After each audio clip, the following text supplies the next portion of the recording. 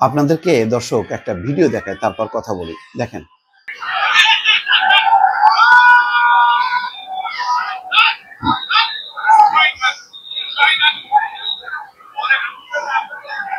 দর্শক নিশ্চয়ই বুঝতে পেরেছেন যে মেট্রো রেলের ছাদে উঠে পড়েছে কয়েকজন কিশোর, তাদেরকে টেনে নামাচ্ছে।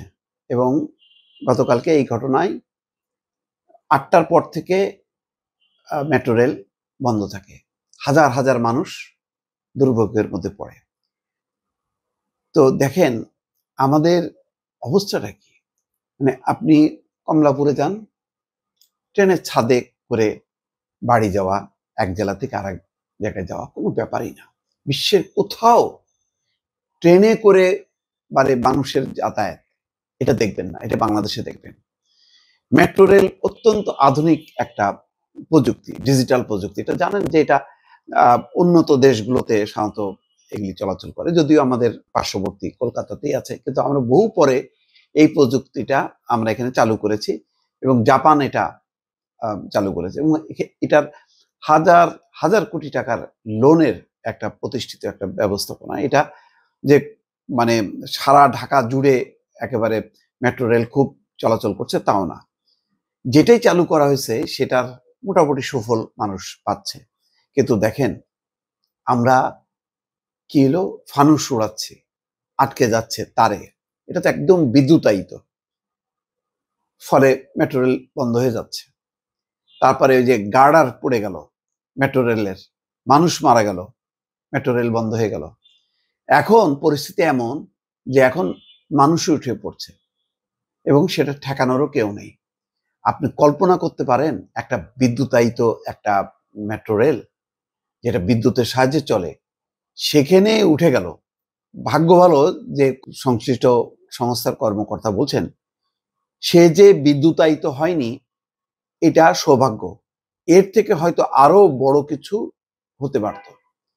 কেউ কল্পনাও করেনি যে মেট্রো রেলের ছাদে উঠে যাবে, কারণ ওই যে অভ্যাস, কমলাপুর স্টেশনে ট্রেনে ওঠা যায়, সুতরাং মেট্রো রেলে এখানে ওঠা যাবে না। কারণ মানে পৃথিবীতে যা কখনো ঘটেনি, যা ঘটে না, বাংলাদেশে সেটা ঘটবে এবং ভয়ঙ্করভাবে সেটা ঘটার পর তারপরে সেখান থেকে আমাদের পরিত্রাণ হবে। প্রতিটাতেই আপনার হলো আমাদের একটা কাফফারা দিতে হয়, তারপরে আমরা সেখান থেকে রেহাই পাই। আমি জানি না মেট্রো রেলের ভবিষ্যৎ কি আছে। এমনিতে একটা তথ্য দেখলাম যে সেই গার্ডার পড়ার পর থেকে মেট্রো রেলের যাত্রী চলাচল 10 ভাগ কমে গেছে। এখন মানুষের মনে হচ্ছে যে বাপরে, মেট্রো রেলও বোধহয় বিপজ্জনক, কখন না কি হয়ে যায়। দেখেন সেরকমই একটা অবস্থা। এক কিশোর মেট্রো রেলের ছাদে উঠে পড়ার পর রোববার রাত 8টা 5 মিনিটে ট্রেন চলাচল বন্ধ করে দেওয়া হয়। পরে নিরাপত্তা কর্মীরা মই লাগিয়ে তাদের নামিয়ে আনলেও রাতে আর ট্রেন চালানো সম্ভব হয়নি, ফলে ভোগান্তিতে পড়ে বহু মানুষ।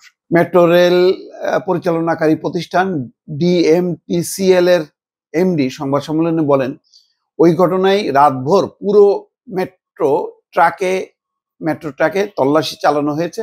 সোমবার সকাল থেকে আবার যথা নিয়মে ট্রেন চলাচল শুরু হয়েছে। আজকে থেকে আবার যথা শুরু হয়েছে। তিনি বলছেন পাবলিক সেফটি ইজ ফার্স্ট, এটা আমাদের মেনটেন করতে হবে। হ্যাঁ, ঠিক আছে।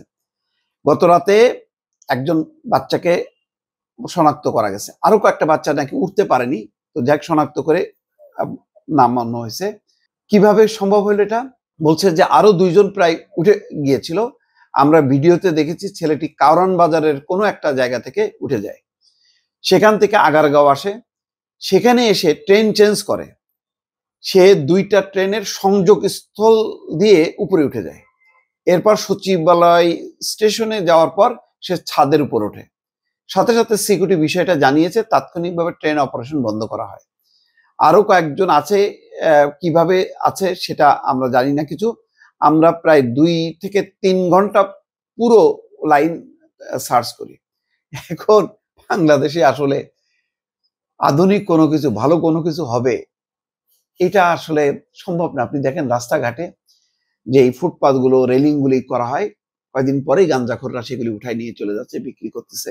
আপনি রাস্তার উপরে ম্যানহোলের ঢাকনাগুলো উঠাই নিয়ে যাচ্ছে, গর্ত, সেখানে মানুষ পড়ে যাচ্ছে, অ্যাক্সিডেন্ট হচ্ছে, কোনোভাবেই রক্ষা করা যাচ্ছে না। মানে যারা নির্মাণ করতেছে তারা নির্মাণ করে চলে যাচ্ছে, এরপরে যে এটা মেনটেনেন্স করা, এটা রক্ষণাবেক্ষণ করা, এটা রক্ষা করা, সেই সিকিউরিটি ব্যবস্থা, সেই নিয়ন্ত্রণকারী কর্তৃপক্ষ আর নেই। সমস্ত আপনি মানে মেট্রো রেল বলেন, আপনি ফ্লাইওভারগুলি নিচে উপরে দেখেন, পরিস্থিতি এইরকম নোংরা, এমন আবর্জনা, আমি কোনো ভাষা খুঁজে পারতেছি না। মানে কোনো রকম এটার যে রক্ষণাবেক্ষণ করতে হবে, ধরেন আপনার নিজের বাড়ি, আপনি প্রতিদিন মোছেন, এটা পরিষ্কার পরিচ্ছন্ন রাখেন, যত্ন নেন, কিন্তু এই সমস্ত দামি দামি স্থাপনা যেখানে হাজার হাজার লক্ষ লক্ষ মানুষ চলাচল করছে, ব্যবহার করছে, সেগুলি কোনো আছে নেই। তারপরে দেখেন কত বড় ঘটনা যে ছাদে উঠে গেছে, অথচ উপর দিয়ে কিন্তু বিদ্যুতের সাথে সংযোগ আছে। এটাই অবাক কাণ্ড যে এই ছেলেটা বাঁচলো কি করে, বাঁচার কথা না। শুনেছেন কোনোদিন যে মেট্রো রেলের ছাদে করে মানুষ যায়?